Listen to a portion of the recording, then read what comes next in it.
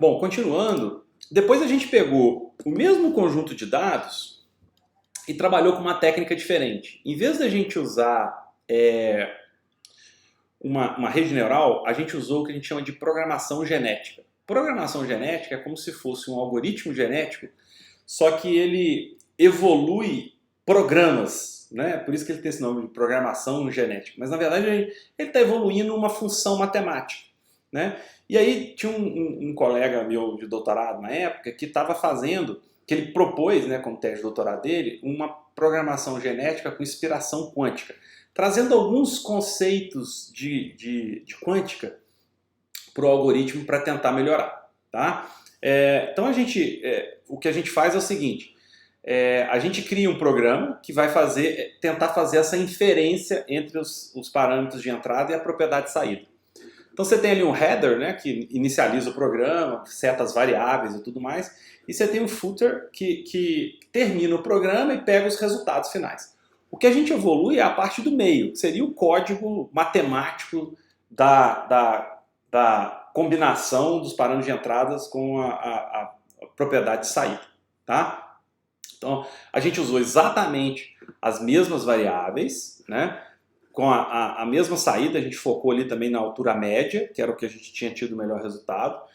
E aqui a gente mostra como é que o nosso algoritmo vai evoluindo. A gente usou programação genética convencional e a programação genética proposta pelo meu colega, e que a gente vê que o erro dele é bem menor do que de outras propostas de programação genética. Né? E o erro que a gente obteve, de novo aqui separando em treinamento, validação e teste, o erro que a gente teve do conjunto de teste foi de 7,47%, né? Praticamente 1% a menos do que a gente tinha tido lá com a rede neural, que era de 8,3%. Então a gente conseguiu melhorar um pouco mais. Tá? Bom, mudando o exemplo, um outro caso que a gente trabalhou um tempo atrás também foi com nanocompósitos. Aqui foi um pouco diferente, porque a gente não pegou resultados experimentais de um grupo, né, como foi no caso dos pontos quânticos. A gente buscou dados na literatura. Tá? A gente foi na literatura, buscou algumas informações, né, e tentou fazer esse sistema. Então esses nanocompósitos é uma mistura de dois materiais não miscíveis, que acaba apresentando características distintas dos materiais separados, né? E para ser considerado um nanocompósito, pelo menos um deles tem que estar na escala nanométrica, tá? Então, nosso objetivo era relacionar a mistura de materiais com os valores da propriedade de saída. A propriedade de saída que a gente estava estudando é o chamado módulo de Young. O módulo de Young é a razão entre a tensão e a deformação de um material. Então, ele mede o quão forte, de certa forma, o material é, né? Eu aplico tensão enquanto que ele deforma com essa tensão aplicada, tá bom? E a importância é que mistura inédita de materiais pode levar ao desenvolvimento de novos materiais com propriedades inovadoras. Então, os parâmetros de entradas que a gente utilizou qual a matriz, ou seja, a matriz é porque eu tenho sempre uma base polimérica para montar esse material. Então, qual que era o polímero que eu usava para criar o material? Carga qual que é o nanomaterial que eu utilizei, tá? Qual que era o diâmetro desse nanomaterial, ou seja, qual era o tamanho desse material? Qual era a razão de aspecto desse nanomaterial? A razão de aspecto tem a ver com, vamos pegar um tubo, a razão de aspecto tem a ver com o diâmetro pelo comprimento, entendeu? Então, assim, se você tem um comprimento muito grande com diâmetro pequeno, você tem uma razão de aspecto maior. Se você tem um comprimento menor, você tem uma razão de aspecto menor. Tá? E qual é a porcentagem desse nanomaterial que eu misturei junto com a matriz? Tá? Então a gente pegou dados de diversos experimentos, né? E a gente calculava então o módulo de Young. Tá? Então aqui só dando zoom. Então aqui está a resposta. Tá? A gente utilizou 13 matrizes poliméricas diferentes, com 18 cargas de nanomateriais. Né? Os parâmetros de entradas que a gente utilizou foi o tipo de matriz, né? Qual que era o tipo da matriz, né? Tá aqui. A gente já falou disso aqui, né? O tipo da carga, concentração em massa, tamanho médio, razão de aspecto, a gente falou no caso anterior ali. E a saída era o módulo de Young. Então aqui está o conjunto de treinamento, tá? Vermelho é o da rede, vermelho era o resultado experimental e o azul da rede. Então aqui o conjunto de treinamento, o conjunto de validação, para não deixar ele ficar especialista demais nesses aqui, né? Você vê que aqui a gente usou por volta de 114, 115 dados, separamos 23 dados para validação e 15 para o teste.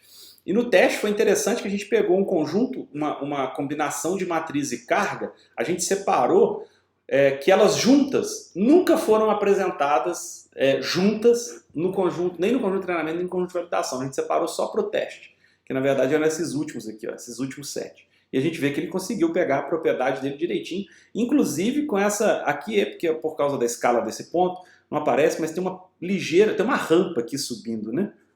E se a gente separa só esses 7 materiais, a gente vê que ele conseguiu pegar a rampa direitinho, tá?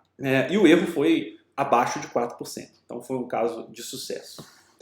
Bom, aqui a gente está comparando o resultado desse trabalho com de outros na literatura. Então, esses pontos, essas curvas contínuas aqui, ó, eram os modelos usados na literatura para aproximar dos dados experimentais que esse enquadrado aqui. Você vê que eles fogem muito do que deveria ser, que é o quadrado. Tanto aqui quanto aqui, né? São materiais ligeiramente diferentes aqui, tá? E a gente usou a nossa rede neural para poder fazer essa comparação, e a nossa rede neural é esse tracejado aqui, ó, e a gente vê que ele passa perfeitamente em si. Perfeito? Bom, um último estudo de caso foi um trabalho que, por coincidência, saiu num período dessa disciplina, né? De novo, o pessoal lá, meus colegas lá do Laboratório de Semicondutores da PUC-Rio, precisava resolver um problema e me procuraram, e eu estava dando a disciplina, propus isso num conjunto de alunos, eles fizeram e ficou muito legal. Então o objetivo era descobrir quais os valores do fluxo de gás, lembra que aqui tem aqueles fluxos de gases no reator, que levava à composição desejada. Então o primeiro passo era inferir a composição a partir de valores experimentais conhecidos. Então, dados os experimentos realizados pelo laboratório, que eles tinham lá cadastrado todos os fluxos e as concentrações finais após caracterizar, a gente fazia um sistema de inferência que levasse de um ao outro. O segundo passo era a engenharia reversa, né? Otimizar os fluxos para levar as composições pedidas por eles. Então eles estavam trabalhando com material quaternário, tá? Esse material quaternário estava dentro dessa faixa. Aqui é o parâmetro de rede. O parâmetro de rede é aquela distância entre os átomos no cristal, tá?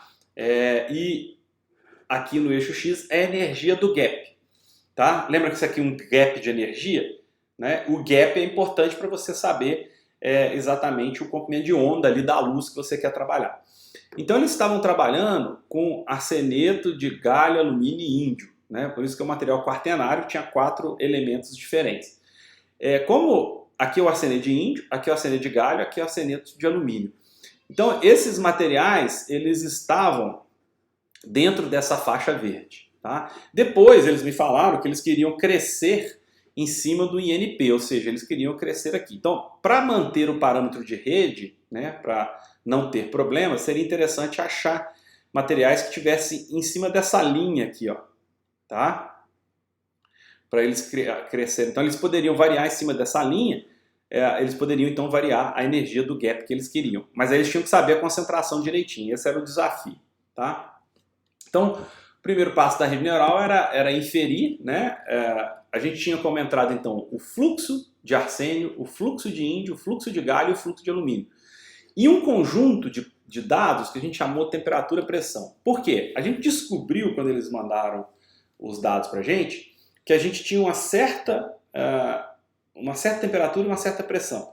Se eu não me engano, a temperatura variava só entre 2 valores e a pressão também. E quando eu tinha uma temperatura, eu tinha uma pressão. Quando eu tinha outra temperatura, eu tinha outra pressão.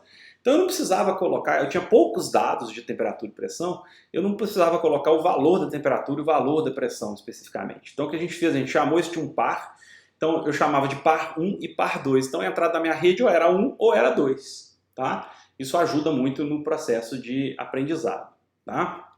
E as minhas saídas, obviamente, que era a porcentagem de índio, porcentagem de galho e porcentagem de alumínio.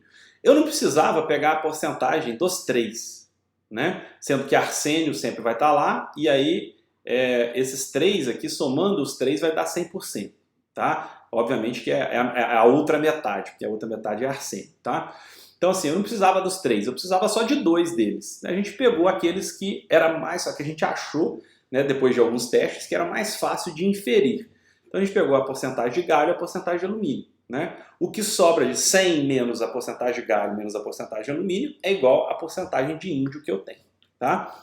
Então olha só, então aqui a gente fez a inferência e a gente fez duas redes neurais diferentes, né? Em vez de fazer uma rede neural com duas saídas, a gente testou fazer isso, mas o resultado não foi tão bom. Ficou melhor a gente fazer uma rede neural para inferir galho e uma rede neural para inferir alumínio, tá?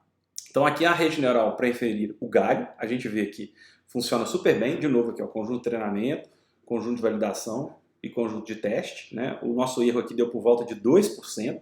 E o de alumínio está aqui, que deu por volta de 3, 3,5% o conjunto de teste, tá?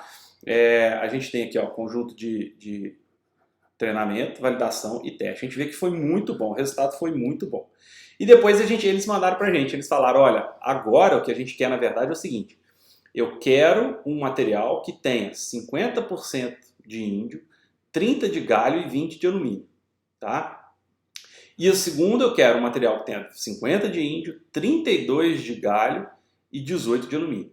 Então, para a solução do problema 1, a gente chegou a esses valores aqui de fluxo e a temperatura 600 e pressão 50. Tá? E o que dava? Ele queria 50% de índio, a gente conseguiu 49,98. Tá? Galho, queria 30%, a gente conseguiu 30,02, vamos dizer. E alumínio 20%, alumínio 20%. Perfeito?